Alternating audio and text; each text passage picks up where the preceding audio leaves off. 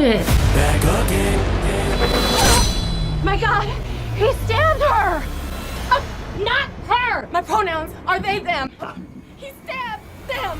Serial killer on the loose. Hello, Tuesday. I had been preparing for this for years. Hello, Mother. You look like shit. Should we hug? I really. Girl, I think all white people are racist anyway. Come here. Okay. Oh. Hey there. We heard tell of a Halloween party. We're here to drink, play back.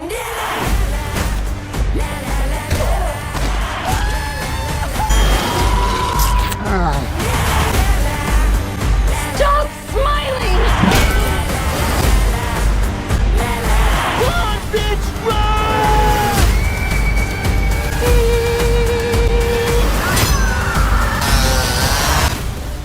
Mom, Santa gave me a severed arm. Somebody help! Help! Bitch, we on break. So you handle yours. I'll be right over here eating my falafel and my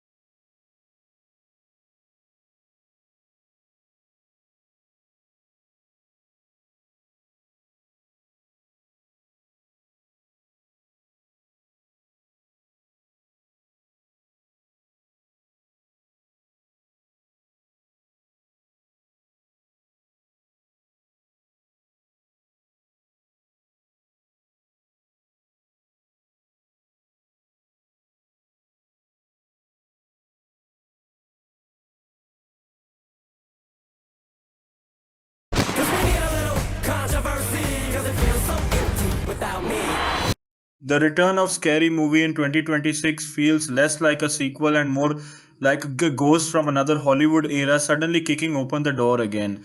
For years, audiences kept asking the same question: can parody movies still survive in a world where memes move faster than movies themselves? Then this film arrived with chainsaws, social media jokes, horror references, ridiculous celebrity cameos, and enough chaotic energy to remind people why the franchise once ruled comedy theaters in the early 2000s. The first reaction many viewers had after watching the film was simple: I can't believe they actually made this again. And somehow, against all expectations, that became part of the fun. The movie does not try to act smarter than its audience. It knows exactly what it is. It throws horror cliches into a blender, mixes in internet culture, influencer drama, streaming platform jokes, modern elevated horror satire, true crime obsession, AI fears, superhero fatigue, and non-stop references to almost every major horror release from the last decade. Some jokes fail hard, some scenes go on too long. But when the movie lands a punchline, it hits with the same wild energy that made the older films become cult classics. From the very first teaser announcement, fans immediately started debating online about whether parody cinema could work in 2026. Younger audiences grew up mostly watching horror films that take themselves very seriously. Movies became darker, more psychological, more artistic. Horror turned into award season material. So, the idea of a loud, dumb, self aware comedy ripping apart the entire genre suddenly felt refreshing again. Development on the project reportedly started quietly years before official confirmation. Hollywood studios had already tried reviving old comedy brands multiple times, but parody films were considered risky because modern comedy trends changed dramatically. Executives worried that audiences no longer wanted theatrical spoof movies. The disaster of several low budget parody attempts in the late 2000s scared studios away from the genre completely. But horror changed everything. Between 2017 and 2025, horror became one of the strongest genres at the global box office. Films about killer dolls, haunted apps, psychological trauma, possessed nuns, mask slashers, creepy AI robots, and analog horror exploded online. Studios realized that audiences understood horror language again. That meant parody could work again too. The creative team behind Scary Movie reportedly studied why the original franchise succeeded while later spoof movies failed. The answer was surprisingly simple. Earlier films mocked recognizable stories while still functioning like real movies. Later parody films often became random reference compilations with no structure. The 2026 version tried to avoid that mistake. Writers spent months building a central story before adding jokes. The main plot reportedly focused on a group of influencers invited to a luxury smart mansion for a live stream event connected to a mysterious horror streaming service. Strange murders began happening while the house AI slowly becomes unstable.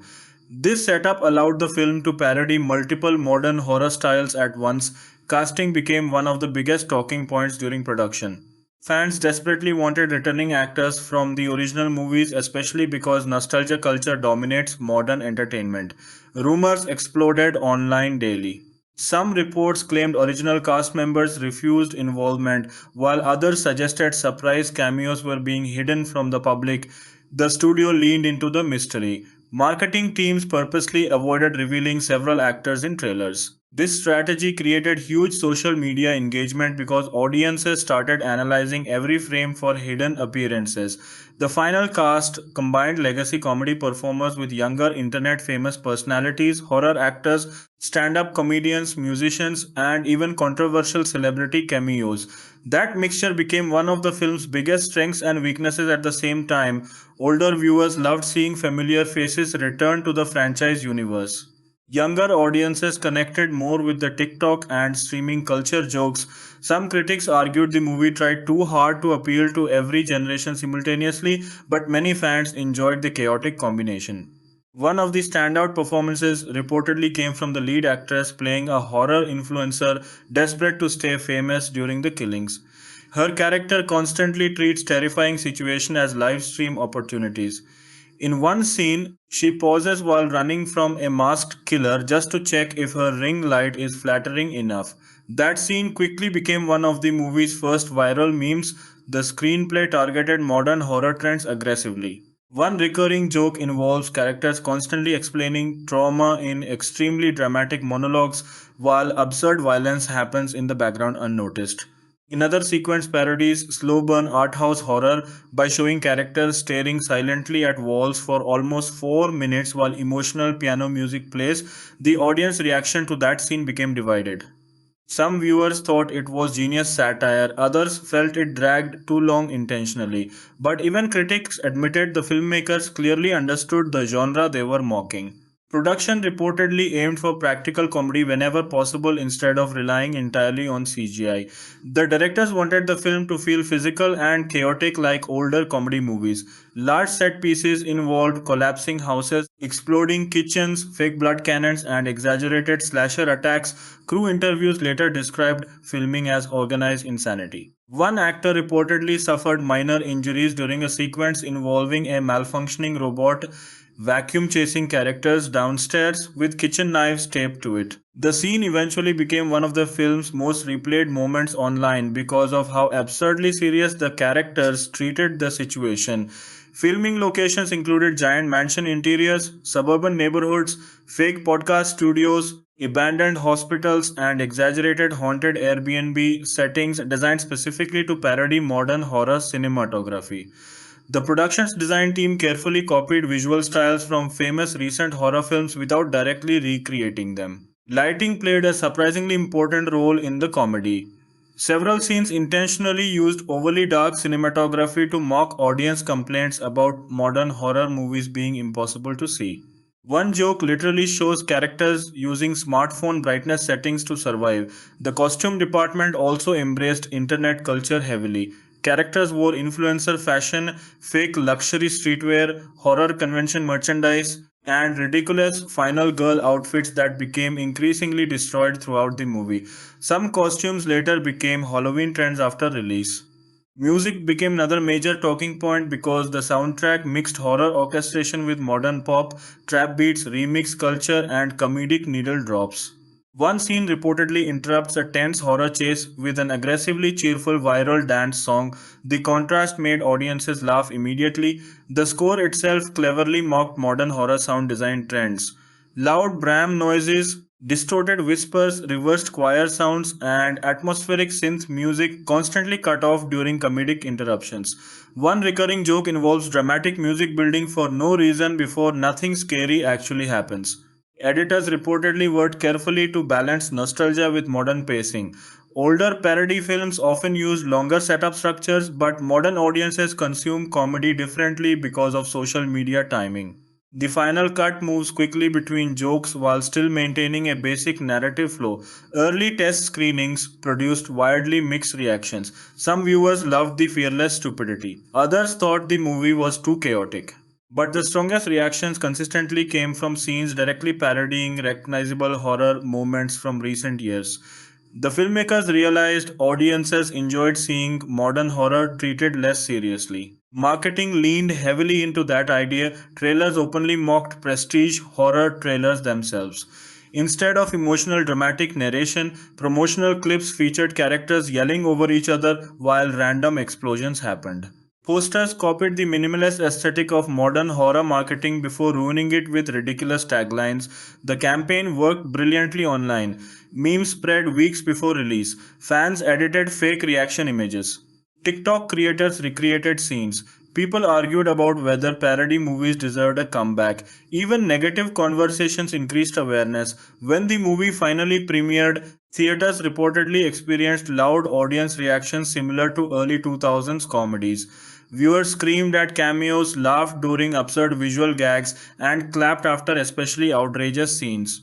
Some critics dismiss the movie as juvenile nonsense, but many audiences embrace exactly that quality. Reviews became deeply divided. Supporters argued the movie successfully revived theatrical comedy energy missing from cinemas for years. They praised the film for understanding internet culture without feeling completely disconnected from traditional movie storytelling. Fans appreciated that the movie actually targeted current trends instead of outdated references. Negative reviews focused on the film's uneven pacing, excessive references, and reliance on shock humor. Some critics felt the script lacked emotional grounding. Others argued modern meme culture already moves so fast that parody becomes outdated instantly, yet strangely, even many negative reviews admitted they laughed. That became the strange power of the movie. It often worked despite itself. The box office performance surprised analysts. Industry experts originally predicted moderate success at best because comedy films struggled theatrically in recent years. But strong opening weekend turnout proved audiences still wanted collective comedy experiences in cinemas.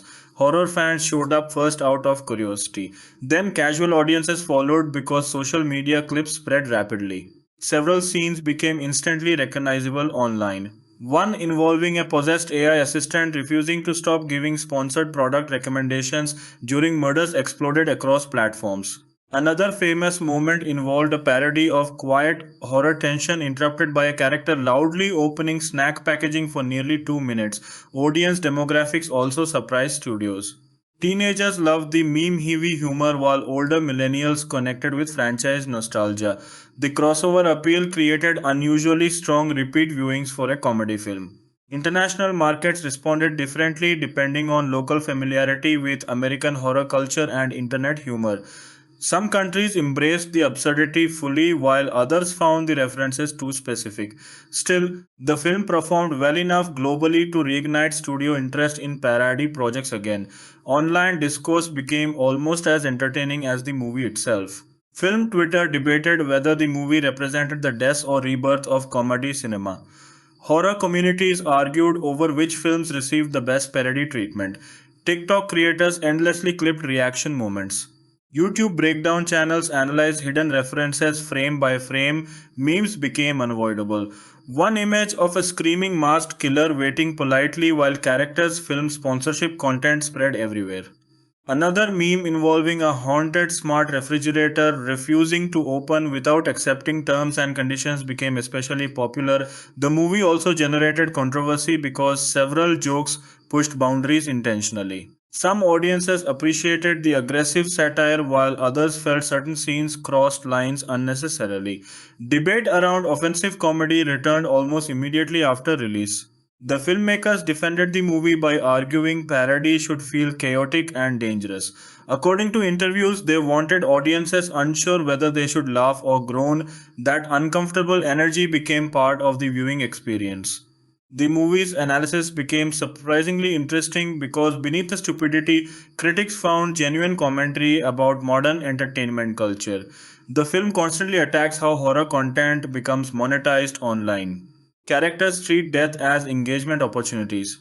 Influencers fake emotional reactions for views. Streaming algorithms literally decide survival outcomes. One interpretation suggested the movie was secretly mocking audiences more than horror films themselves. Character in the story repeatedly ignore obvious danger because they are addicted to recording content.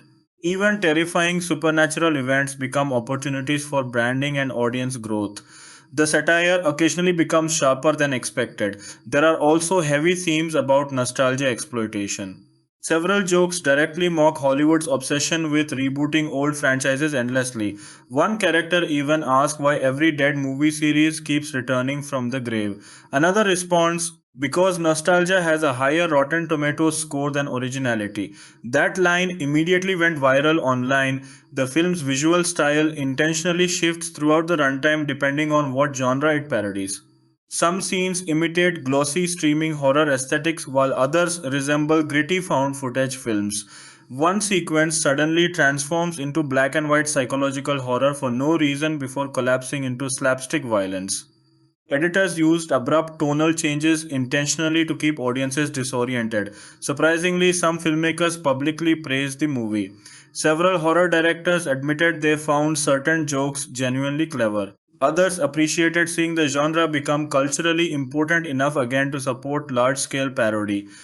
Actors from recent horror hits even appeared to support the film online despite being mocked within it. The release timing also helped enormously. Audiences were reportedly exhausted by extremely serious franchise storytelling dominating cinemas. A loud, messy comedy suddenly felt refreshing compared to endless, emotionally heavy blockbusters. The theater experience became central to the movie's success. Unlike streaming comedies watched alone, Scary Movie worked best with crowds reacting together. Laughter became contagious. Shock moments landed harder. Cameos generated collective excitement. Many viewers compared the atmosphere to classic comedy openings from decades earlier. Merchandise sales unexpectedly exploded too. Fake in universe horror streaming logos appeared on shirts. Meme quotes spread across social media. Halloween costumes inspired by exaggerated characters became popular. Even joke props from the movie gained collector attention. The soundtrack also performed surprisingly well online because several comedic remix songs became viral audio clips. One intentionally terrible horror rap somehow entered streaming charts temporarily because audiences found it funny. The movie's long term cultural impact remains fascinating to discuss because it may have reopened the door for theatrical parody again. Studios immediately started exploring comedy revivals after witnessing audience turnout. But the biggest reason the movie connected probably comes down to timing. Modern audiences live inside non stop content cycles. Horror movies become memes instantly. Serious scenes turn into reaction images overnight. The line between fear and comedy already feels blurred online. Scary movies simply embrace that reality completely. Instead of pretending modern culture is sophisticated, the film dives directly into the chaos. Its characters are shallow, loud, selfish, online obsessed, and constantly distracted. Yet that also makes them recognizable. The comedy works because audiences see exaggerated versions of themselves and internet behavior reflected back at them. Some scenes feel intentionally overwhelming. Notifications constantly interrupt dialogue. Characters speak in trends and references. Visual gags happen simultaneously in backgrounds. The film understands how modern media consumption feels fragmented and exhausting, yet somehow it transforms that exhaustion into comedy. The legacy of the original Scary Movie films also hangs heavily over the 2026 release. Older fans remember when parody cinema dominated multiplexes, those movies shaped an entire generation's humor. Rebooting that legacy carried enormous pressure. The filmmakers reportedly decided early that trying to recreate the exact tone of the originals would fail. Instead, they approached the new film as a parody of current entertainment culture itself. That difference matters. The movie is not simply mocking horror films, it mocks audiences, streaming platforms, influencers, nostalgia culture, toxic fandoms, reaction channels, true crime obsession, AI paranoia, and modern media addiction all at once. One of the most discussed scenes reportedly involves characters trapped inside an endless franchise reboot cycle where every room contains another unnecessary sequel announcement. Audiences immediately connected the joke to real Hollywood trends. The humor becomes almost existential sometimes. Characters realize they are trapped inside recognizable horror formulas but continue following them anyway because that's what audiences expect. The self awareness occasionally feels smarter than expected from such a ridiculous movie. Still, the film never stops being silly. There are fart jokes, ridiculous deaths, people falling through windows for no reason, overly dramatic scream sequences, dumb visual punchlines, random celebrity cameos appearing for 5 seconds before dying horribly.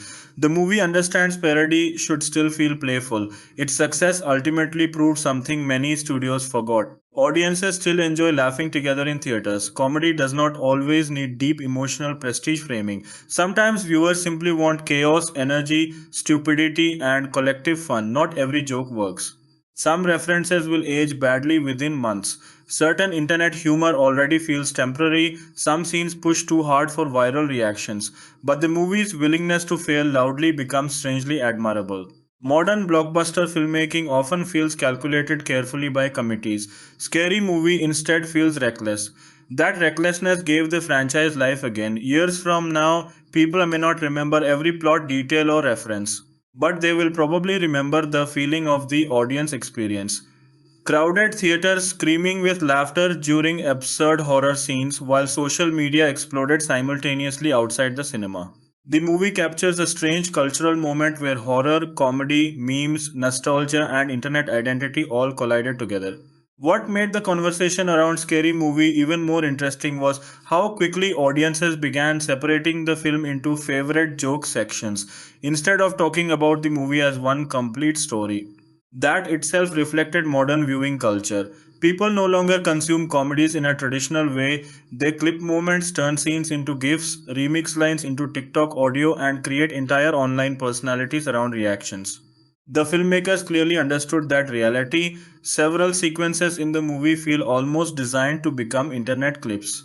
One of the biggest examples is the fake prestige horror dinner scene, where every character speaks in overly serious emotional metaphors, while a demon silently crawls across the ceiling behind them for nearly 6 minutes unnoticed.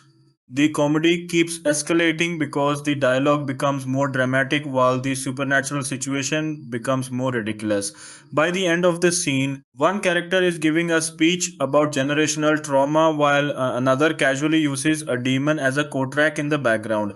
Audiences reportedly lost control laughing during opening weekend screenings. The scene instantly became a meme because viewers started applying the prestige horror monologue format to normal daily situations online. People made parody videos discussing things like losing Wi-Fi or dropping food on the floor with the same dramatic emotional style. That level of audience interaction became part of the film's identity. Another sequence that exploded online involved the movie's parody of true crime documentaries. The film suddenly shifts into a fake streaming documentary halfway through the story, complete with moody narration, drone shots, and dramatic interviews about murders that literally happened only 20 minutes earlier in the plot. Joke works because modern audiences understand exactly how quickly media turns tragedy into content. One interview scene reportedly became especially famous because a character begins crying emotionally during a documentary interview only to stop suddenly and ask if the lighting makes their jawline look weird. The movie repeatedly attacks performative behavior in online culture. Characters constantly try branding themselves even during life threatening situations. One guy starts a motivational podcast while hiding from a killer. Another refuses to run because she wants cinematic slow motion footage for social media. The writers reportedly studied influencer culture heavily before production.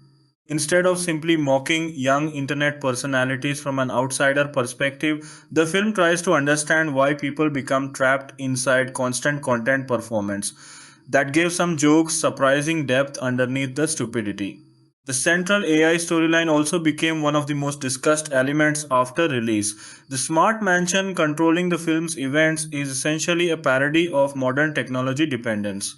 The house constantly updates privacy agreements during emergencies. Doors refuse to unlock without app verification. Lights dim automatically for enhanced horror atmosphere. One scene shows characters nearly dying because nobody remembers the Wi Fi password. Another famous moment involves the AI interrupting a murder scene to ask victims if they would like to rate their experience from 1 to 5 stars. That joke spread everywhere online because audience immediately recognized how invasive modern digital systems already feel in daily life. The movie also spent considerable time parodying modern horror fandom culture itself. Horror communities today are passionate, analytical, and extremely online. The film exaggerates this by introducing characters who treat every killing like film criticism analysis. One character constantly pauses during attacks to explain horror symbolism nobody asked about. Another refuses to escape because the killer's arc isn't emotionally complete yet. These jokes connected strongly with audiences because they reflected real discussions happening online after horror releases. The directors reportedly wanted the film to feel like the internet came alive and started murdering people. That chaotic energy shaped nearly every production choice. Editing styles intentionally mimic online scrolling behavior. Scenes sometimes cut away before punchlines finish. Random interruptions happen constantly. Pop up graphics appear briefly during arguments. Characters speak over each other like social media comment sections come to life. Some critics hated this pacing style, arguing it felt exhausting and unfocused. But supporters claim that was exactly the point. The movie mirrors how modern media consumption actually feels fragmented, loud, overstimulated, and impossible to fully process. Instead of fighting against that reality, the film transforms it into comedic structure. One particularly divisive sequence parodies analog horror internet videos. The film suddenly becomes grainy and distorted while creepy emergency broadcasts play. The tension builds seriously for almost 10 minutes before the terrifying hidden message simply reveals itself to be a buffering error caused by bad internet service. Half the audience groaned.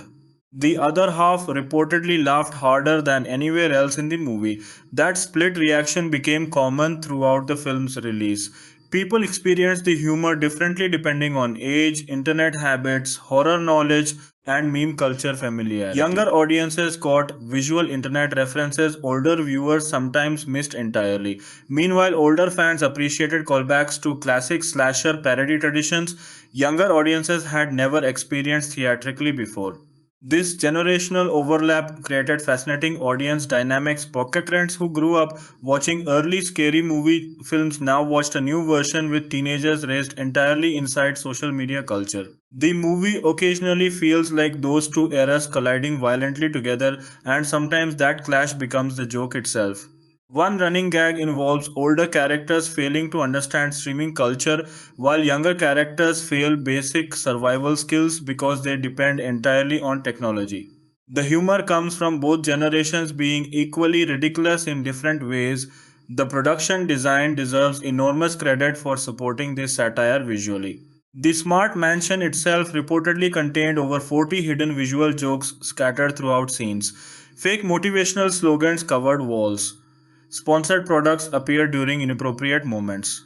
Background paintings subtly changed expressions between shots. Even the refrigerator screen displayed passive aggressive messages judging character decisions. Fans later spent weeks discovering hidden jokes frame by frame online. The filmmakers intentionally packed scenes with background comedy because they knew audiences would pause clips repeatedly after release. That level of detail helped the movie survive beyond its theatrical opening. Costume evolution also became an unexpectedly clever storytelling device. Character began the film dressed like perfect curated online personalities. Influencers wear spotless designer outfits. Podcasters look carefully messy in expensive ways. Horror fans dress performatively edgy. As the movie progresses, those carefully crafted identities physically collapse, makeup smears, fashion becomes destroyed, wigs fall off, expensive shoes break. By the final act, everyone looks exhausted and ridiculous. The visual transformation mirrors how fake online personas eventually crack under real pressure. That subtle idea gave the movie more thematic consistency than many expected. The film's approach to celebrity cameos also became heavily discussed because it intentionally mocked cameo culture itself. Several celebrities appear for only seconds before absurd deaths. One actor reportedly demanded secrecy because their death scene involved being crushed by collectible merchandise from their own franchise. Another cameo became legendary because audiences reportedly screamed louder for the surprise appearance than for the actual joke itself. The movie understood modern audiences enjoy recognizing references almost as much as actual comedy. Instead of pretending that behavior does not exist, the film weaponizes it constantly. Characters literally pause for applause moments. Dramatic reveals happen without narrative importance. Random famous people appear for no reason whatsoever. The movie turns fan service into parody. One especially clever sequence mocks multiverse storytelling by introducing alternate versions of characters from fake parody timelines. The scene becomes increasingly ridiculous until nobody understands what continuity even means anymore, whereas familiar with modern franchise obsession immediately understood the target. The soundtrack continued supporting this satirical energy perfectly. Several songs intentionally sound like emotional horror trailer music before lyrics suddenly become absurd nonsense. One viral track repeatedly whispers dramatic philosophical statements interrupted by random screaming. Streaming numbers for the soundtrack reportedly surprised the studio because audiences genuinely enjoyed the chaotic music choices. Composers later explained they wanted the score to feel like a nervous breakdown inside a haunted Spotify playlist. That description honestly fits the movie perfectly. Another major discussion centered around whether the film was secretly smarter than people initially realized. Beneath the stupidity, critics began noticing recurring themes about authenticity, identity performance, corporate entertainment culture, and algorithm driven behavior. Characters literally cannot separate themselves from audience expectations anymore. One influencer continues filming because she fears becoming irrelevant more than dying. Another character refuses to leave the haunted mansion because the live stream numbers keep rising. Their desperation becomes both funny and uncomfortable. The film suggests modern culture has blurred reality and performance completely. That idea becomes especially strong during the third act when characters stop reacting emotionally to murders because they assume everything might simply be content. The line between actual horror and entertainment collapses entirely. Some analysts compared this satire to how audiences consume real world tragedy online through memes, clips, and reaction culture. Of course, the movie never stays serious long enough for deep philosophical analysis to fully settle. Immediately after emotional moments, someone usually crashes through a wall or gets hit by furniture. That balance between accidental intelligence and total stupidity gives the film strange charm. The reception among horror filmmakers themselves remained fascinating too. Several directors publicly admitted they appreciated the movie even while being directly mocked by it. Some argued parody represents genuine cultural success because it proves horror became important enough again to deserve satire. Others joked that being referenced in Scary Movie now felt like a strange badge of honor. Meanwhile, online horror communities started ranking which modern horror films received the funniest parody treatment. Endless debates erupted about whether certain jokes were affectionate tributes or disrespectful attacks. The arguments only increased the film's visibility further. Box office legs remained surprisingly strong because audiences treated the movie like a social experience rather than a one time viewing. Friends dragged each other to screenings specifically to watch reactions during famous scenes. That communal energy helped the film survive beyond opening weekend hype. Theaters reportedly embraced the chaos too. Some cinemas hosted costume screenings, others encouraged audience participation similar to cult midnight movies. Fans began reciting lines during repeat showings almost immediately after release. That audience interaction gave the movie a feeling modern comedies rarely achieve anymore. It stopped feeling like passive viewing and became more like collective event entertainment. The film's visual effects team also deserves attention because they intentionally made certain CGI moments look fake for comedic effect. Blood sprays unrealistically, explosions appear overly digital. Monsters occasionally glitch visually like corrupted streaming files. The artificiality becomes part of the joke. One hilarious sequence features a monster buffering mid attack because too many characters are live streaming simultaneously. That combination of horror and technological frustration connected with modern audiences instantly. The film even parodied fan theories and online speculation culture. Characters constantly invent absurd explanations for events while ignoring obvious truths directly in front of them. One guy spends half the movie convinced the killer represents late stage capitalist despair before discovering it is literally just a murderer with a knife. These jokes reflect how internet culture often overanalyzes entertainment obsessively. Yet the film never fully condemns fandom either. Beneath the mockery, there is affection for horror communities and shared audience experiences. The filmmakers clearly love the genre they are destroying. That affection matters. Without genuine love for horror cinema, the movie would probably feel cynical. Instead, even the cruelest jokes feel connected to deep familiarity with genre traditions. The climax reportedly became one of the most divisive sections because it intentionally spirals into total insanity. Plot twists stack endlessly, characters return from fake deaths repeatedly, multiple killers appear, timelines stop making sense. One reveal involves a killer explaining motivations entirely through interpretive dance because normal exposition is too predictable. Some audiences adored the chaos, others thought the movie completely lost control. But even critics admitted the finale committed fully to its madness instead of playing safe.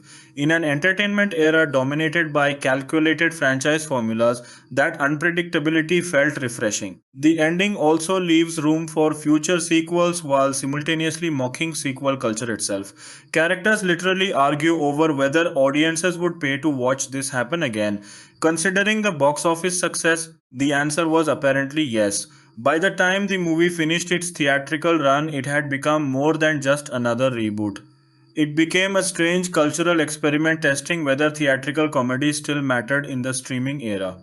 And surprisingly, audiences proved it still could. Not because the film was perfect, not because every joke worked. As the weeks passed after release, Scary Movie slowly transformed from another reboot into something much stranger, a cultural argument about what modern comedy is even supposed to look like anymore. The movie became impossible to discuss without also talking about internet culture, shortened attention spans, horror fandoms, streaming algorithms, and the way audiences now experience entertainment through clips before full stories. For some viewers, the film represented the return of dumb fun. For others, it represented the collapse of storytelling into meme chaos. Ironically, the movie itself would probably laugh at both opinions. One of the most fascinating aspects of the film's success was how strongly younger audiences connected with jokes older critics dismissed immediately. Many reviewers approached the movie using traditional comedy expectations, structured setups, polished pacing, carefully layered satire. But the humor here often went more like scrolling through social media at 2 a.m. while sleep deprived. The movie intentionally overloads the viewer. A dramatic murder scene suddenly becomes a fake skincare sponsorship. A terrifying possession gets interrupted by delivery notifications. Emotional speeches are ruined by autoplay advertisements.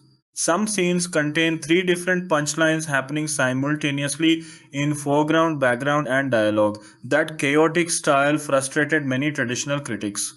But younger audiences recognized it instantly because that is already how modern media feels every day. The movie essentially weaponized digital overstimulation as a comedy format.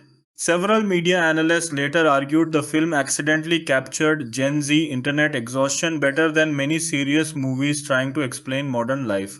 Characters in the film barely process trauma because they are constantly distracted by content production, branding opportunities, and notifications. Even fear becomes monetized. One recurring joke involves characters asking whether horrifying events are good for engagement. Another character becomes upset not because friends are dying, but because the murders keep demonetizing her livestream. That satire became increasingly uncomfortable the more audiences thought about it. The film also perfectly understood modern horror aesthetics. Over the last decade, horror became stylish, emotional, symbolic, and often deeply psychological. The new scary movie attacks those trends relentlessly but also with surprising accuracy. There is a sequence parodying trauma horror where every object in a haunted house symbolizes emotional pain. Characters spend 20 minutes analyzing childhood symbolism while obvious monsters stand nearby looking annoyed they are being ignored. At one point, a ghost literally asks if anyone plans to acknowledge its existence. That scene became a favorite among horror fans because it mocked the genre lovingly rather than cruelly. The writers clearly spent time studying why audiences connect with modern horror themes before exaggerating them. The same thing happened with the film's parody of elevated horror cinematography.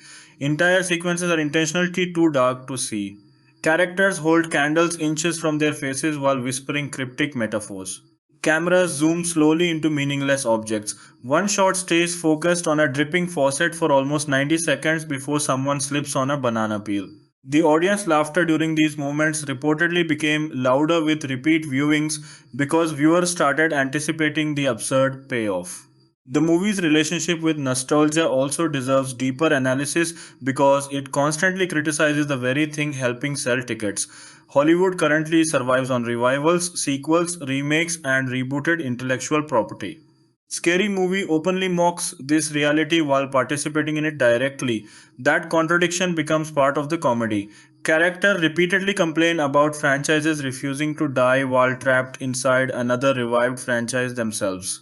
One especially funny moment involves a character discovering old DVD copies of previous scary movie films inside the haunted mansion and asking, "Wait, this already happened 5 times?"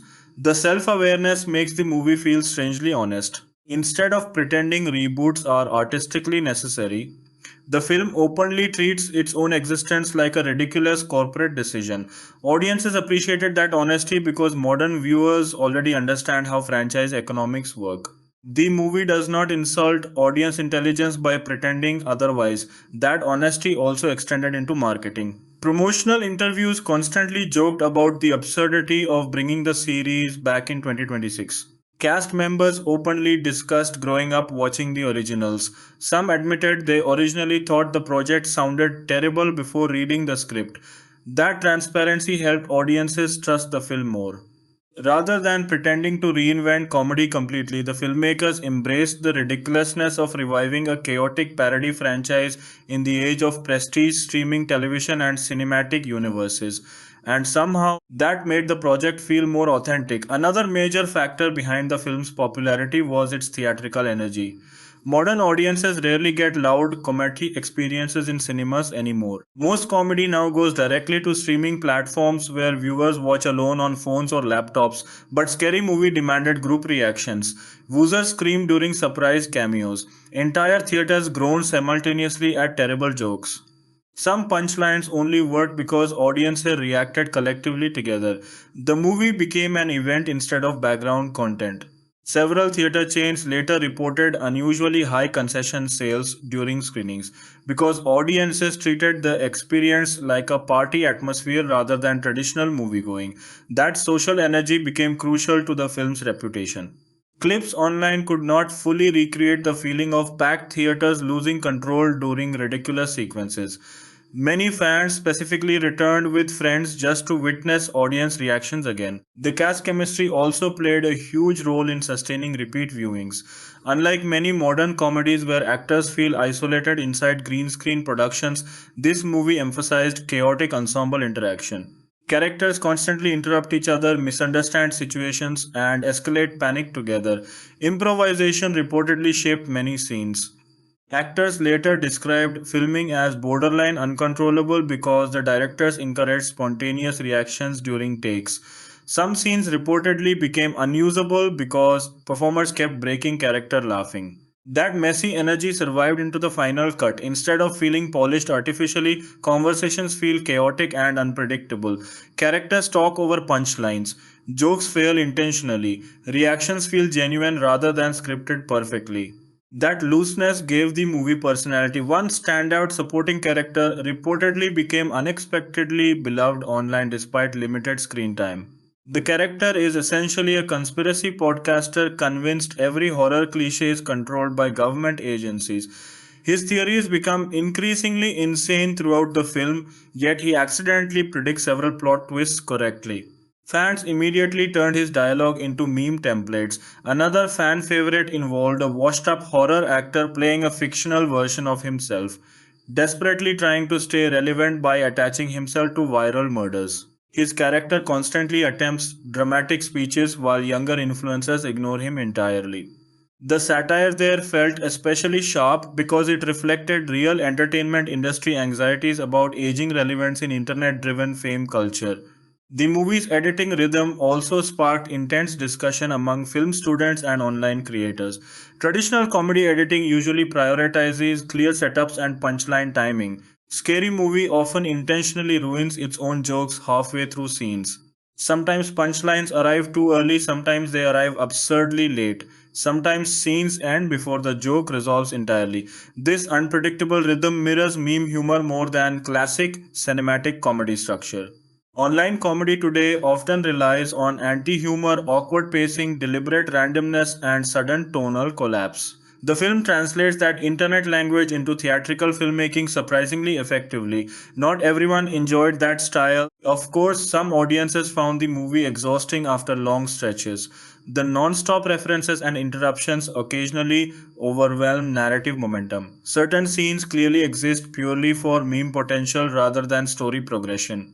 Yet, even those flaws became part of the movie's identity. It feels intentionally overstimulated because modern culture itself feels overstimulated.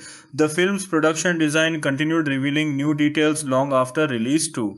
Fans online began discovering hidden background jokes in nearly every frame. Fake app notification contained secret punchlines. Wall decorations referenced horror franchises subtly. Digital screens displayed bizarre side conversations unrelated to main scenes. The filmmakers apparently expected audiences to pause and analyze clips endlessly online afterward. That forward thinking design approach helped the movie maintain internet relevance far beyond opening weekend. Every few days, new hidden jokes resurfaced across social media platforms. The soundtrack became another major reason younger audiences embraced the film. Instead of relying only on orchestral parody, the movie mixed horror music with internet remix culture, distorted viral audio, hyperpop chaos. fake emotional indie songs, and absurd rap tracks. One musical sequence reportedly became iconic because it combined a deadly slasher chase with an aggressively cheerful dance remix. The tonal mismatch made audiences laugh immediately. Streaming platforms later reported massive increases in searches for songs featured briefly during meme worthy scenes. Even intentionally bad parody tracks gained ironic popularity online. The movie understood modern audiences consume music through moments and trends as much as full albums now. Perhaps the film's smartest decision was refusing to act embarrassed about being stupid. Many modern comedies try balancing irony with emotional sincerity carefully. Scary Movie instead embraces ridiculousness completely. Characters behave irrationally, logic collapses constantly, physical comedy becomes cartoonishly violent. And yet, beneath all the stupidity, the movie remains strangely observant about modern behavior. That combination made it difficult to dismiss entirely. Several critics who originally gave negative reviews later admitted the movie stayed in their minds longer than expected. Certain jokes aged better after repeated internet exposure. Scenes that initially felt random became funnier as online culture continued evolving around them. In some ways, the film functioned almost like a time capsule of mid 2020s digital anxiety. People are exhausted, they are overloaded with content. They perform versions of themselves constantly online. They consume fear as entertainment. They turn tragedy into trends. And they laugh at chaos because chaos feels normal now. The movie exaggerates all these realities until they become absurd, but the foundation underneath still feels recognizable. That recognition gave the comedy surprising power. The discussion surrounding the film eventually expanded beyond entertainment itself. Some commentators argued the movie represented the final evolution of parody in the internet age. Others claimed it marked the rebirth of theatrical comedy adapting successfully to digital culture. There were even academic discussions emerging online about whether meme humor could translate effectively into traditional cinema formats. Oddly enough, Scary Movie became part of those conversations. The film's ending also continued generating debate months later. Without fully explaining every twist, the finale intentionally leaves audiences questioning whether the characters escaped the horror scenario or simply entered another content cycle entirely. The final shot reportedly became one of the most analyzed endings in comedy horror history because background details imply multiple contradictory interpretations simultaneously. Some fans believed the ending symbolized endless franchise culture consuming creativity forever. Others thought it represented social media trapping people inside permanent performance identities. And many viewers simply thought it was hilarious nonsense. Honestly, the movie probably prefers that last interpretation. What cannot be denied is that the film revived interest in parody cinema almost overnight. Studios immediately began exploring similar projects again after years of avoiding theatrical spoof comedies. Whether those future projects succeed remains uncertain. The real challenge will be understanding why this particular movie connected. It was not simply nostalgia, it was not only horror popularity, it was not just meme marketing. The movie succeeded because it understood modern audiences already live inside parody constantly. Social media turns serious events into jokes within minutes. Horror scenes become reaction gifs. Emotional monologues become TikTok sounds. Reality itself often feels exaggerated beyond satire. Scary Movie simply reflected that world back at audiences louder, bloodier, and dumber than before. By the time award season conversation started dominating entertainment media later that year, Scary Movie existed in a completely different category from most major releases. Nobody seriously expected it to compete for prestige awards, yet the movie somehow remained one of the most talked about theatrical experiences of the year. That alone said something important. In an era where streaming content disappears from public conversation within days, this ridiculous horror parody continued generating memes, debates, reaction videos, fan edits, and quote reposts months after release. The film became strangely unavoidable online. Even people who had not seen it understood the references because clips spread everywhere.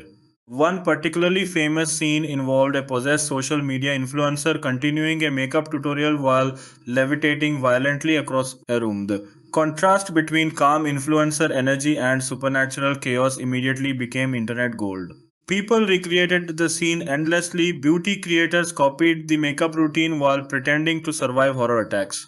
Streamers used the audio during gaming fails, brands awkwardly tried joining the joke for marketing engagement. The movie understood modern virality perfectly. Instead of chasing coolness, it embraced stupidity aggressively enough to become culturally sticky. That strategy worked far better than many carefully calculated franchise marketing campaigns released around the same time.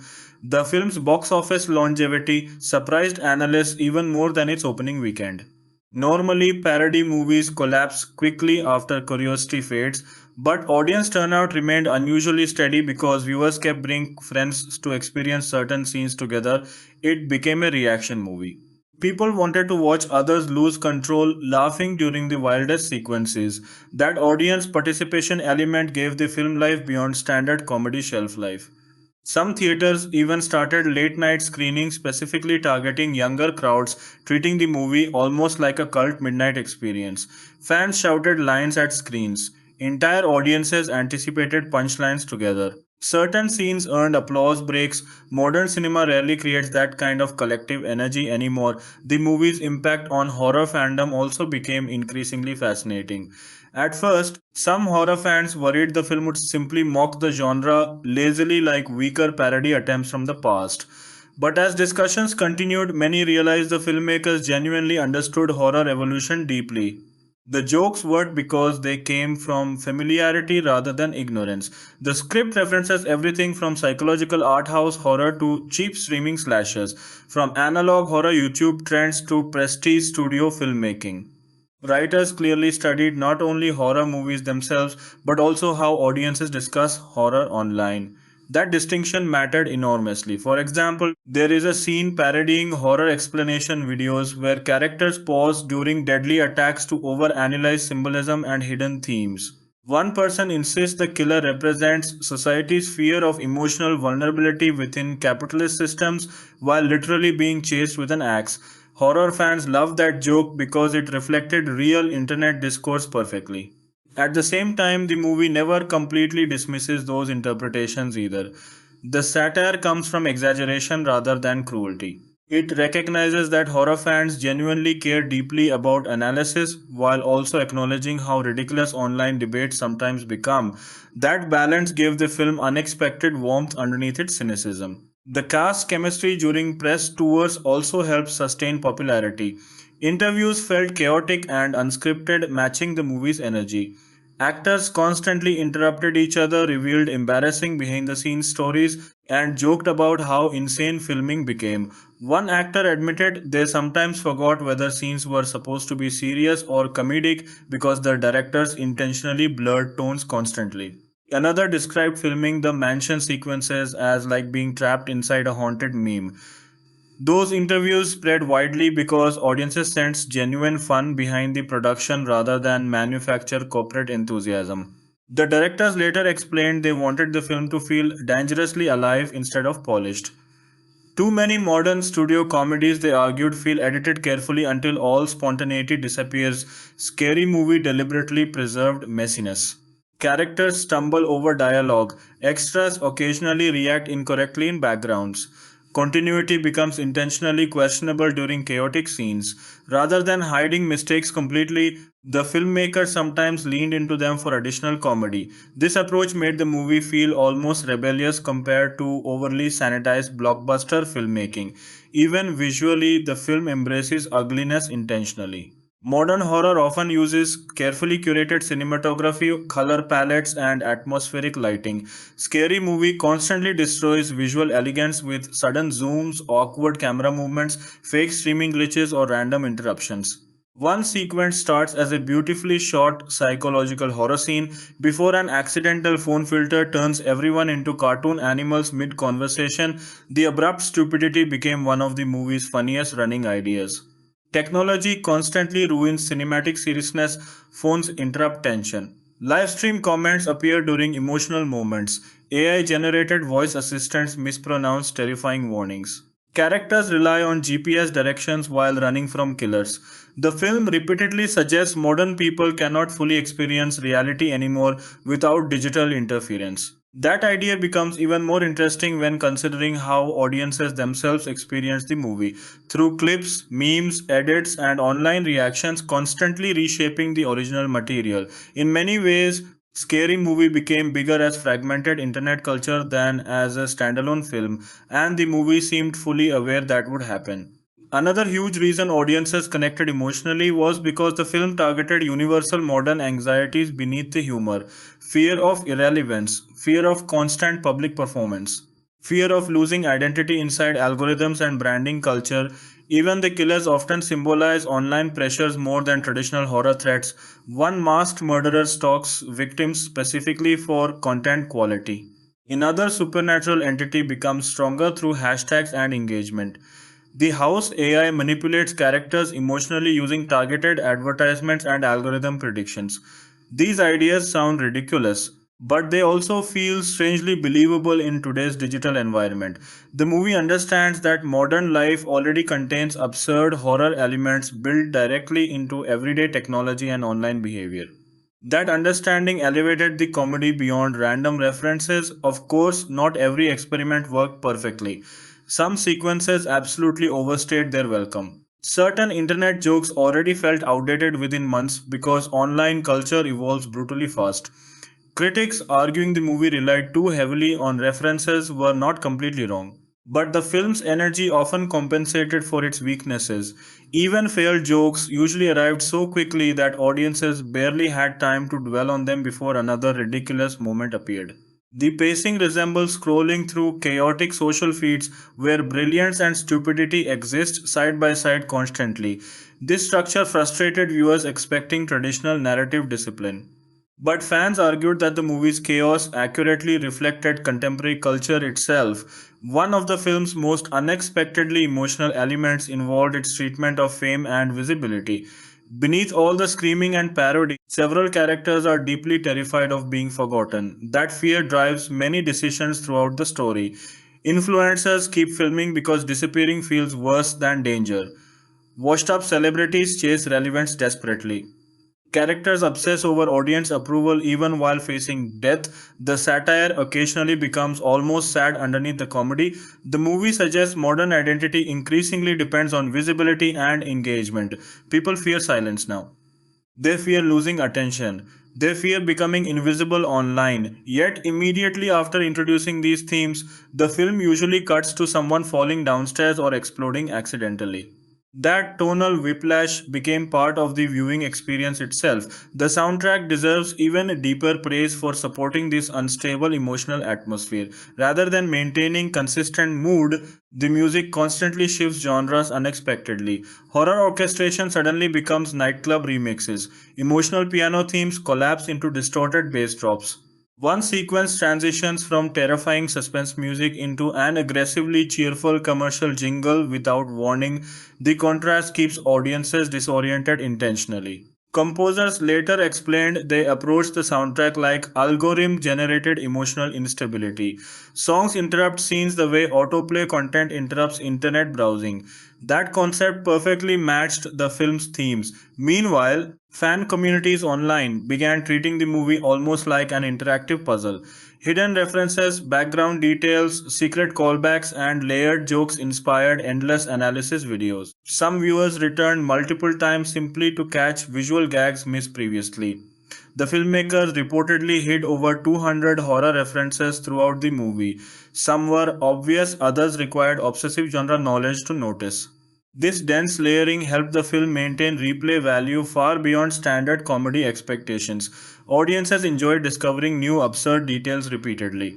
One hidden joke reportedly became legendary because a background television quietly predicts the entire ending halfway through the film, but nobody noticed initially because foreground characters were arguing about influencer sponsorships.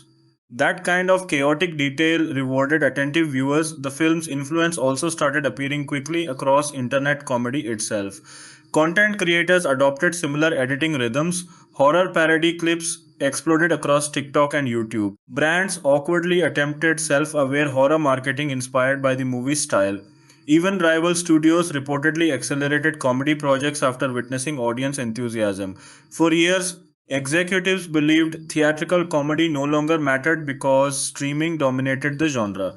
Scary Movie challenged that assumption directly by proving audiences still crave shared laughter experiences, especially after years of global anxiety, isolation, doom scrolling, and non stop online stress. Collective stupidity suddenly felt valuable again.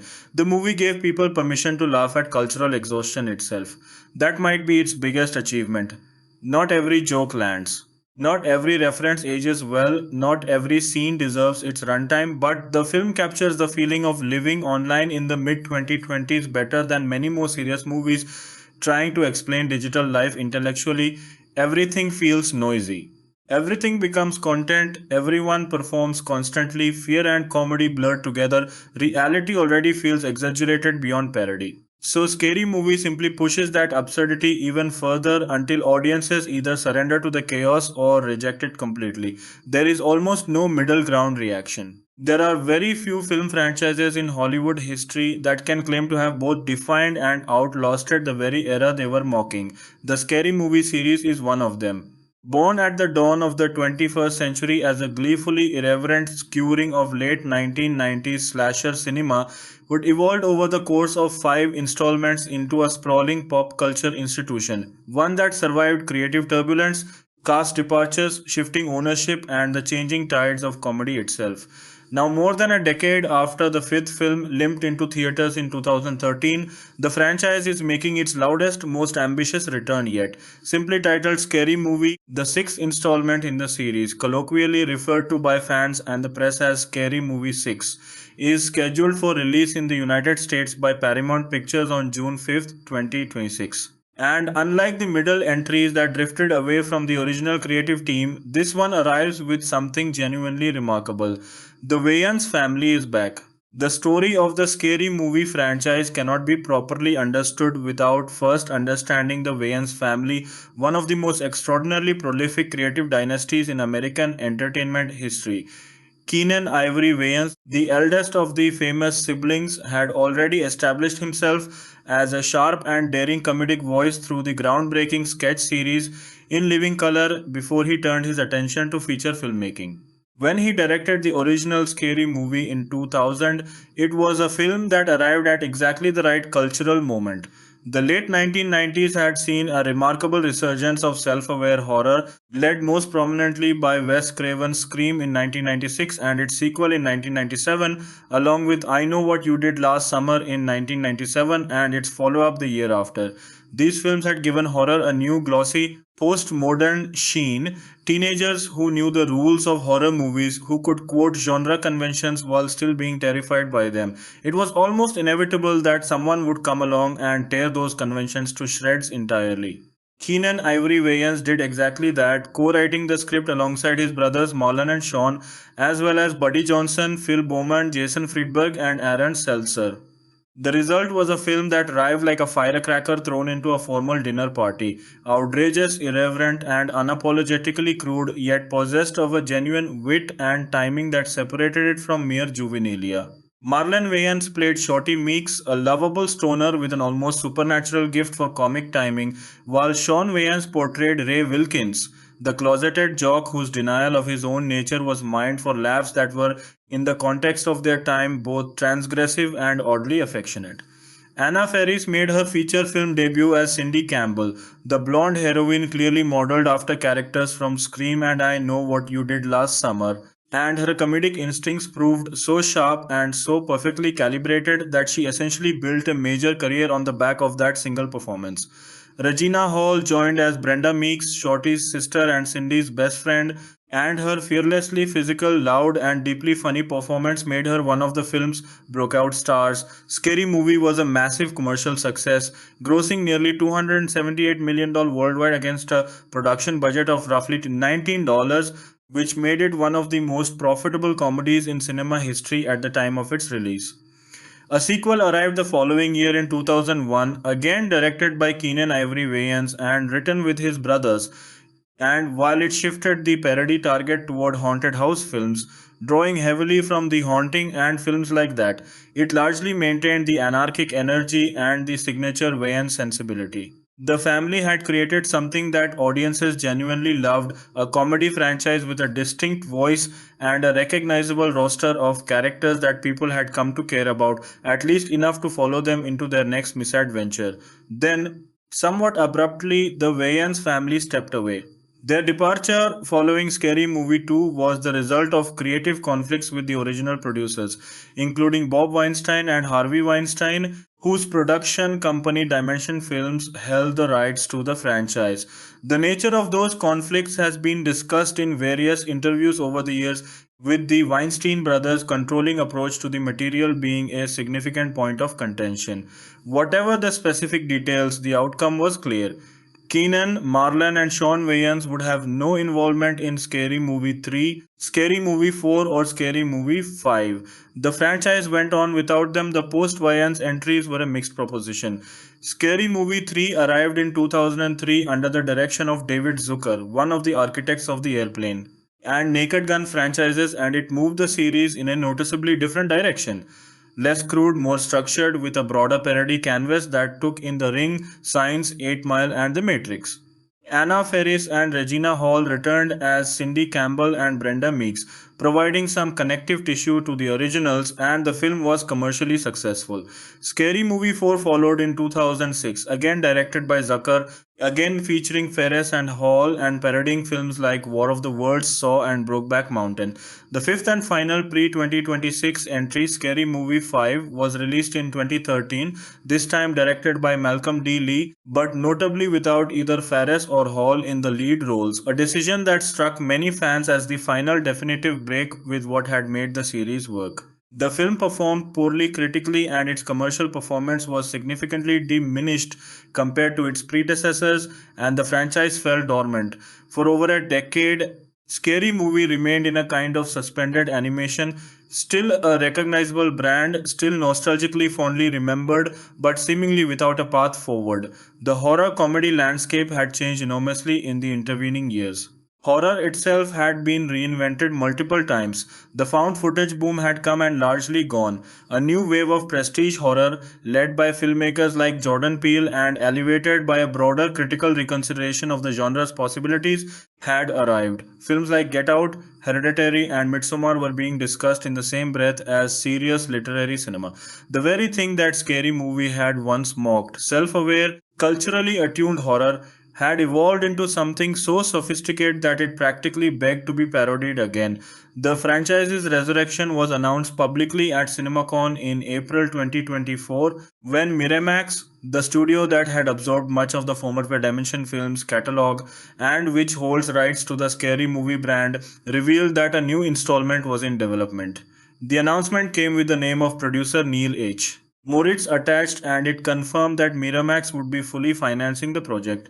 This in itself was significant, as the involvement of one major studio fully backing the project rather than the more complicated multi-party arrangement of earlier entries suggested a degree of institutional confidence in the franchise's commercial viability. But the truly electrifying announcement came several months later in October 2024 when it was revealed that the Wayans family would be returning. Marlon Wayans, Sean Wayans, and Keenan Ivory Wayans were all coming back as screenwriters and producers, marking their first collaboration on a project in 17 years. The significance of this reunion cannot be overstated for fans of the franchise. It was not simply the return of three famous names to a franchise bearing their fingerprints. It was the acknowledgement that the heart and soul of what had made the original film's work had been absent from the series for over 2 decades, and that it was finally being restored. The Wayans brothers co-wrote Scary Movie in 2000 and Scary Movie 2 in 2001, both directed by Keenan Ivory and starring Marlon and Sean as Shorty Meeks and Ray Wilkins respectively, and in those films they had created something specific and irreplaceable, a comedy that came from a distinctly black American comedic tradition that had a particular rhythm and sensibility and willingness to go further than mainstream studio comedy typically allowed. Joining the Wayans in the writing room was Rick Alvarez, who had collaborated with Marlon on previous projects and who co-writes the screenplay here. The directorial chair was given to Michael Tidds, who also had prior experience working with Marlon Wayans and who brings to the project a familiarity with the performer's style and timing that is crucial for a film so dependent on the chemistry and energy of its central cast. The production itself is being generated through Marlon Wayans and Alvarez's production company Ugly Baby Productions, underlining that this is very much Marlon's project, a deeply personal creative return to a franchise he helped build from the ground up. One of the most telling and charming details about the genesis of this new film concerns the factors that Marlon Wayans has cited as motivating their return to the franchise. The first of these was downfall of Bob and Harvey Weinstein, whose misconduct was exposed in 2017 and who subsequently lost their positions of power and influence in Hollywood. For the Wayans brothers, the Weinsteins had been the obstacle, the creative conflict that had driven them from the franchise they had created. With that obstacle removed, the possibility of returning became real in a way it simply had not been before. The second factor was deeply personal. Encouragement from their father, Howell Stoughton Vance, the patriarch of the extraordinary Vance family. That a project as boisterous and irreverent as a scary movie sequel should trace some of its emotional origins to a father's encouragement is unexpectedly touching, and it speaks to something important about the Wayans family, that beneath the comedy there is a genuine familial bond and a real sense of legacy and inheritance. Marlon Wayans has described the new film as a rebootquel, a portmanteau of reboot and sequel that neatly encapsulates the project's dual ambitions. On one hand, it wants to function as a direct continuation of the story established in the first two films, bringing back the original characters and the original cast members who inhabited them, and picking up with Cindy Campbell, Ray Wilkins, Shorty Meeks, and Brenda Meeks as they navigate a new threat. On the other hand, it is introducing new characters, new performers, and new parody targets that reflect the horror landscape of the 2020s rather than the 1990s. It is, in other words, both a homecoming for longtime fans and a fresh point of entry for newcomers who may have only a passing familiarity with the original films. The plot of the new scary movie centers on a group of friends who reunite when a masked killer they encountered 26 years ago returns. That figure of 26 years is not accidental. It places the action in something close to real time, acknowledging that the original scary movie was released in 2000 and that its characters, like the actors who play them, have been living their lives in the intervening decades. Cindy Campbell, Ray Wilkins, Shorty Meeks, and Brenda Meeks are no longer the teenagers and young adults of the original films. They are older now, carrying with them whatever experiences and traumas accumulated in the years since their first encounter with the Ghostface style killer. The return of that threat is both a narrative device and a thematic statement. You can never fully escape your past, no matter how far you run or how much time passes. The casting of this film is one of its most remarkable aspects, representing what might be the largest simultaneous reunion of original cast members in franchise comedy history. Anna Faris returns as Cindy Campbell, the role that launched her career, and her return was one of the most anticipated announcements of the entire production. Faris had expressed interest in reprising her role in various interviews in the years preceding production, though she was characteristically pragmatic about the conditions of her return, noting that her decision would depend on Regina Hall's involvement and, in her words, money. Hall, for her part, also expressed enthusiasm about returning as Brenda Meeks, and when both actresses were officially confirmed in August 2025, it represented a genuine milestone for the franchise. Faris appeared in Scary Movie, Scary Movie 2, Scary Movie 3, and Scary Movie 4, and Hall appeared in the same four films, and together they form the emotional and comedic core of what the series has always been at its best. Marlon Wayans confirmed in September 2025 that he would be returning as Shorty Meeks, and the announcement was accompanied by a characteristically Marlon detail. He reported having lost 20 pounds to prepare for the role, describing his dedication to the physical demands of the character with an earnestness that is both funny and genuinely admirable. Sean Wayans was confirmed to be returning as Ray Wilkins in November 2025, completing the restoration of what many consider the franchise's essential quartet. Beyond the four central returning stars, the film has assembled a remarkably comprehensive roster of characters from across the franchise's history. John Abrahams, who played Bobby Prince, Cindy's ex-boyfriend in the original 2000 film, is reprising that role, bringing back one of the first film's most memorable supporting characters after a 26-year absence from the series. Lachlan Munro returns as Greg Philippe, the shallow vein jock from the original film. Cherry O'Terry is back as Gail Hailstorm, the relentlessly ambitious television journalist whose name is an obvious riff on Gail Weathers from the Scream franchise. Chris Elliott returns as Hanson, the grotesquely deformed caretaker who was one of the most memorably absurdist elements of Scary Movie 2. Dave Sheridan is returning as Doofy Gilmore, the apparently dim-witted but secretly sinister police officer whose reveal at the end of the first film was one of its best jokes.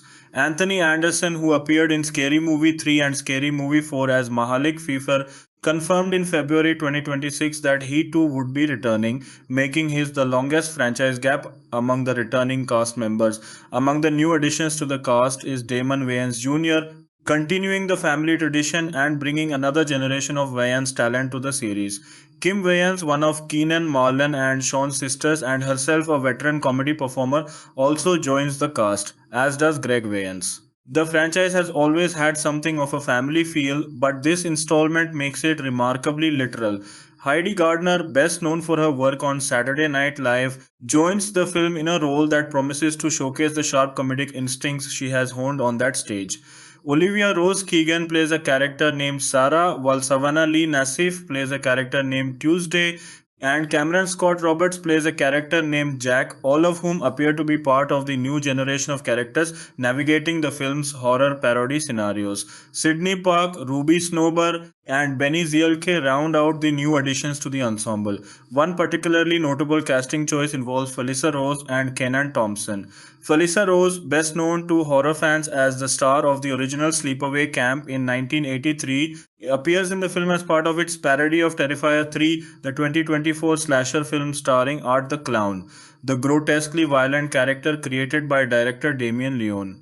The Terrifier 3 parody reportedly depicts Art the Clown blowing up a mall with children inside, a scene that, in its initial cut, was apparently deemed too extreme even for a scary movie film and was removed before being reinstated in a trimmed-down version.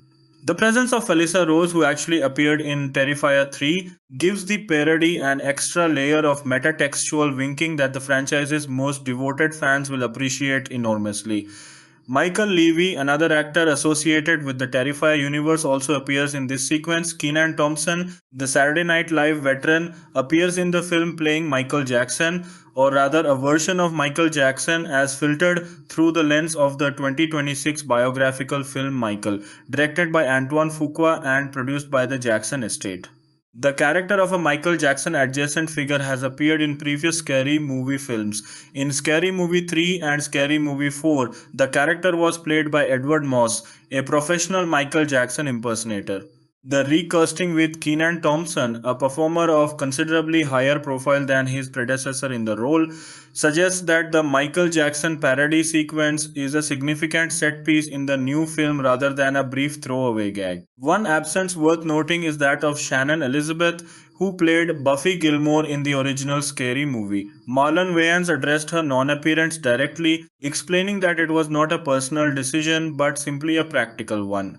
The film already has a massive amount of returning characters to service, and there simply was not room for every beloved figure from the franchise's history.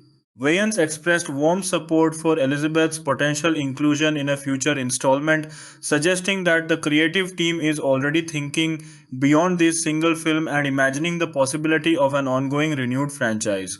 The parody targets of the 2026 Scary Movie are arguably even more exciting than the returning cast. Marlon Wayans discussed the possibilities at length in September 2025, naming a range of films and franchises that could be incorporated into the story. Chief among these are the more recent entries in the Scream franchise. The 2022 Legacy sequel and Scream 6 from 2023 both being confirmed targets, which creates a delightful circularity since the original Scary Movie was itself primarily a parody of the original 1996 Scream. Parodying the franchise that inspired your franchise more than 2 decades later is the kind of meta comedy layering that a film called Scary Movie is uniquely positioned to pull off. Jordan Peele's work receives significant attention. Get Out, Peele's 2017 debut feature that transformed the horror genre and won him an Academy Award for Best Original Screenplay, is confirmed as a parody target, as is Nope, his 2022 follow up. The inclusion of Peele's films is fascinating not only because they are enormously popular and culturally significant, but also because they represent a strain of horror deeply rooted in Black American experience. Films that use the genre's conventions to explore racism, exploitation, and the complicated dynamics of race in contemporary America. There is a specific and knowing quality to the Wayans brothers choosing to parody these films, given their own history as black comedic filmmakers who have always brought a distinctly black sensibility to mainstream Hollywood product. Longlegs, the 2024 serial killer thriller starring Nicolas Cage in one of his most hypnotically bizarre performances, is also confirmed as a parody target. The film, directed by Osgood Perkins, became a significant horror event of 2024, generating enormous anticipation through a cleverly managed marketing campaign that revealed very little about Cage's character before release. Heretic, also from 2024, starring Hugh Grant in a genuinely chilling performance as a religious manipulator, rounds out the 2024 horror offerings being targeted.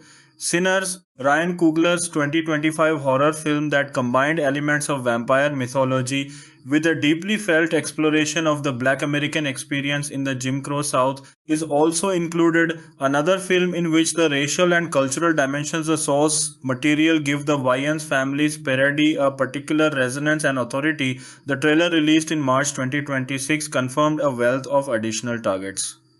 Halloween from 2018, David Gordon Green's continuation of the original John Carpenter franchise that brought Jamie Lee Curtis back to her iconic role, is spoofed. Smile from 2022, Parker Finn's breakout horror hit built around the deeply unsettling image of an unnatural, terrifying grin, provides obvious visual comedy potential. M3 Gan, the 2022 horror comedy about a murderous AI doll that became a viral sensation and something of a queer icon, is also in the mix. The Substance, Coralie Fargit's 2024 body horror film starring Demi Moore and Margaret Qualley, which won the Palme d'Or at Cannes and generated enormous discussion about its themes of female aging and self-destruction, is another confirmed target. Weapons, a 2025 film, also appears in the trailer. Beyond these specific films, the trailer confirmed references to several of horror's most iconic figures and franchises. Jason Voorhees of the Friday the 13th franchise makes an appearance, as does Leatherface from the Texas Chainsaw Massacre franchise, these being among the most recognizable slasher icons in cinema history and natural choices for a franchise that has always loved to stack multiple horror references within a single frame. Sue Ann Ma Ellington from Ma, the 2019 Blumhouse thriller starring Octavia Spencer in a memorably unhinged performance, gets a nod. Wednesday Addams from the Netflix series Wednesday, which began in 2022 and became a genuine cultural phenomenon largely on the strength of Jenna Ortega's performance in the title role, also appears. The Heart Eyes Killer from Heart Eyes, a 2025 Valentine's Day themed slasher film, rounds out the trailer's revealed targets. The screenplay was developed with what Marlon Wayans has described as a commitment to being no holds barred and equal opportunity offenders, a philosophy that has always been at the heart of the franchise's appeal, and that speaks to a certain kind of comedy that refuses to spare anyone or anything from its satirical gaze. Wayans also made a pointed statement about the creative philosophy driving the film, expressing a desire to cancel the cancel culture, a phrase that appeared in Entertainment Weekly's coverage of the trailer release and that positions the film explicitly against the kind of comedic self-censorship that Wayans and others have criticized in recent years. It is a position that will inevitably be interpreted differently by different audiences, but in the context of a franchise always built on going too far, it functions as a declaration of intent. Principal photography on Scary Movie began on October 1st, 2025 and wrapped on November 24th, 2025, representing a production period of approximately 8 weeks. The filming took place at Tyler Perry Studios in Atlanta, Georgia, a facility that has become one of the major centers of film and television production in the United States, offering the Wayans production a combination of top quality studio infrastructure and the tax incentives that have made Georgia one of Hollywood's most favored production destinations. The relatively compact shooting schedule speaks to the efficiency that comes from a production team with deep experience working together, a cast of seasoned performers who know their characters intimately, and the generally leaner logistical demands of comedy production compared to large scale action or effects heavy films. With the principal photography completed, the film moved into post production, where editor Jonathan Schwartz took on the task of assembling the footage into its final form. Schwartz's role in shaping the comedy's rhythm and pacing cannot be understated. The timing of a joke, the length of a reaction shot, the precise moment at which a cut lands are all crucial determinants of whether a comedy works or merely functions. The score for the film was composed by Haim Mazar, who is responsible for creating the musical texture that underlines and enhances the film's comedic and horror parody moments. The film's distribution is being handled by Paramount Pictures under a first look deal with Miramax, with Paramount providing the theatrical release in the United States and presumably handling much of the international distribution as well. Paramount is one of Hollywood's most storied studios, and its involvement gives the film a level of theatrical backing that reflects genuine confidence in its commercial prospects. The release date has had an interesting history even in the lead up to the film. Originally scheduled for June 12, 2026, the film was moved up by 1 week to June 5, 2026, a decision announced in March 2026 following the positive reception of the teaser trailer. Moving a release date forward is relatively unusual in Hollywood. It is far more common for films to push their release dates back due to production delays, marketing concerns, or competitive scheduling issues. Moving it forward suggests that the studio and producers felt the film's momentum was strong enough that they wanted to get it into theaters sooner rather than risk the enthusiasm dissipating. The new date places the film in direct competition with Masters of the Universe, a high profile fantasy adventure film, which will make for a fascinating box office showdown in early June. The trailer itself, released in March 2026, was received with considerable enthusiasm, generating significant online discussion and clearly demonstrating that there remains a substantial appetite for the franchise. The clip reportedly included a joke specifically targeting Scream 6, which had been removed from the theatrical version of the trailer, a detail that speaks to the ongoing negotiations between studios about the boundaries of parody and the sensitivities involved in specifically targeting a competitor's recent release in a public marketing context. Marlon Wayans has been remarkably open and engaged in discussing the film in the lead up to its release, conducting interviews with outlets including Entertainment Weekly, BT, and Comic Book that have provided a rich portrait of the creative thinking behind the project. His personal investment in the film is evident in every interview. This is not the work of a performer simply collecting a paycheck for a nostalgic franchise entry, but of someone genuinely excited about what he and his family have created and eager to share it with an audience. There is something genuinely moving about the story this film tells about the Wayans family itself, even before anyone has seen a frame of it. Here are three brothers, Marlon, Sean, and Keenan, who created something together in their 30s, who had it taken from them by creative and commercial conflicts, who spent over 2 decades watching other people make various versions of the thing they built, and who have now had the opportunity to come back and reclaim it. The father who encouraged them is still alive to see the return.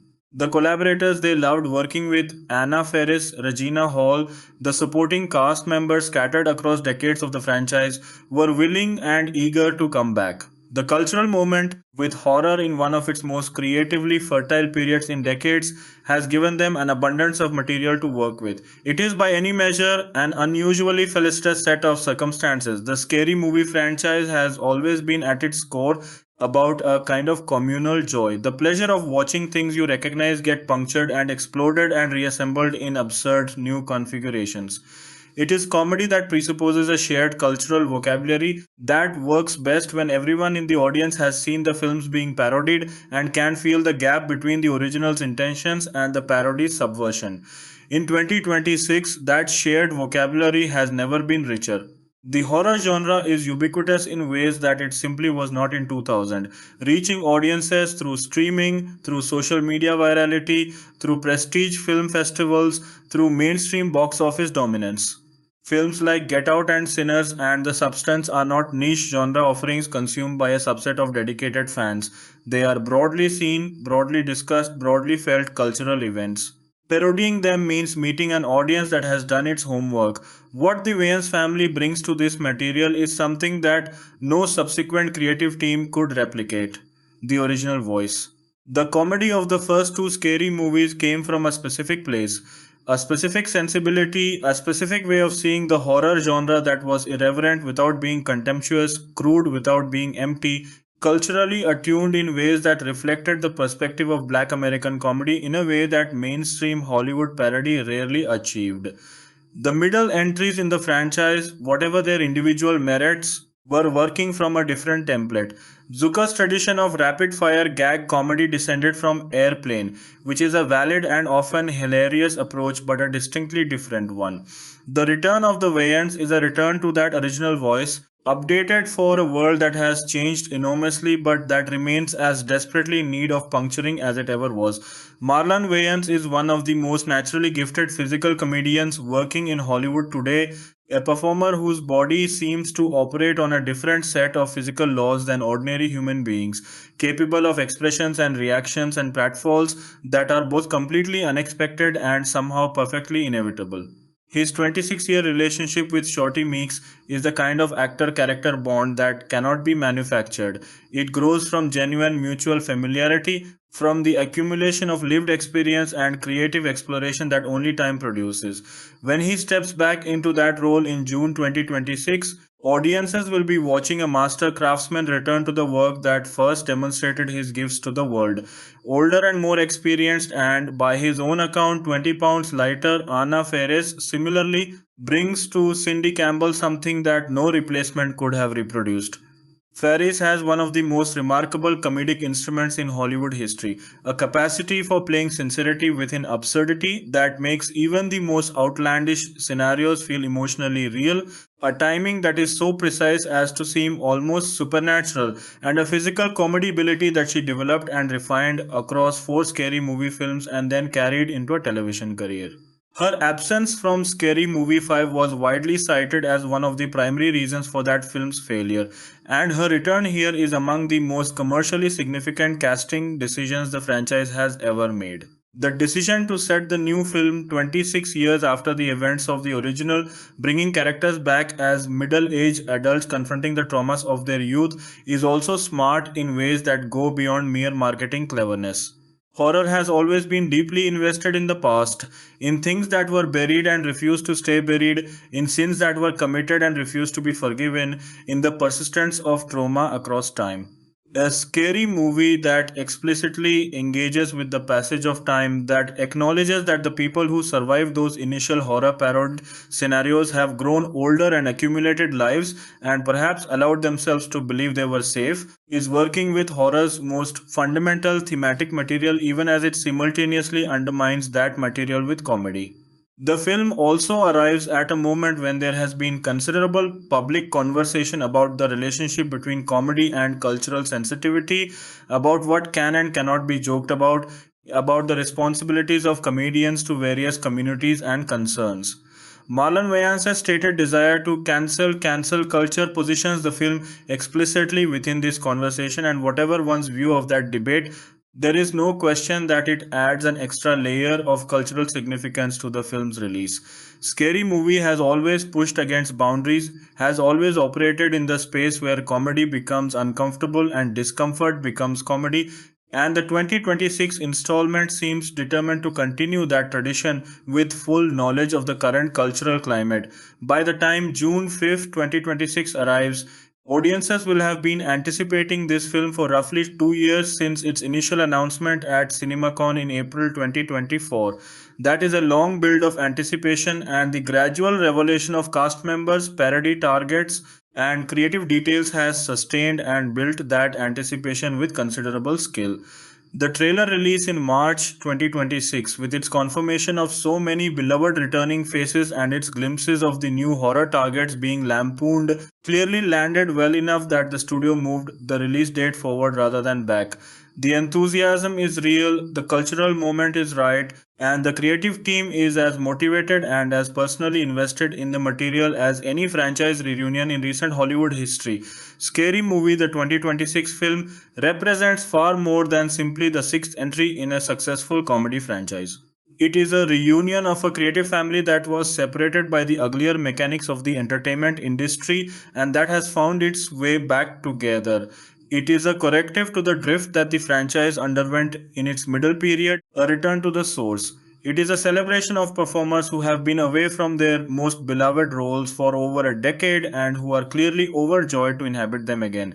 And it is at its core a promise to audiences that the anarchic, generous, unapologetically excessive comedy spirit of the original films is not only alive but newly energized, pointed at a horror landscape richer and stranger than anything that existed when Cindy Campbell first screamed her way across movie screens in the summer of 2000.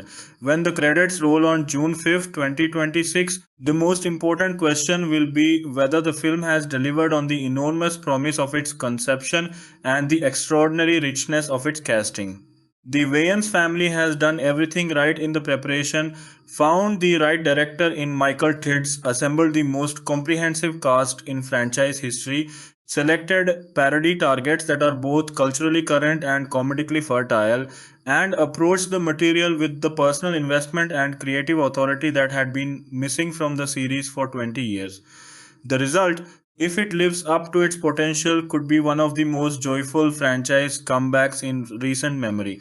A film that makes audiences laugh until they hurt, that reminds them why they love these characters in the first place, and that proves conclusively that some creative voices are so essential and so irreplaceable that even a quarter century apart cannot diminish them. The Mask Killer is back, Cindy Campbell is back, the Wayans are back, and Scary Movie at long last is back where it belongs.